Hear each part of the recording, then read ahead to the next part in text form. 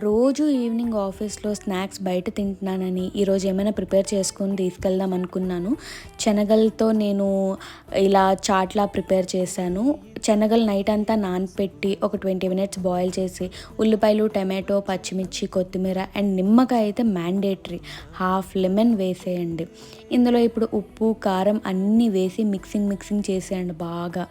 Next ఒకసారి taste చూసుకొని ఇంకా లాగించేయడమే. నేనైతే ఆఫీస్కి తీసుకెళ్ళాను. నా ఫ్రెండ్స్కి అయితే భలే నచ్చింది. నాకైతే ఇంకా నచ్చింది. హాస్టల్లో పరమాన్నం కూడా చేశారు, అది కూడా తీసుకెళ్ళాను ఎవరైనా తింటారనేసి. అన్నీ ఖాళీ చేసేసాము.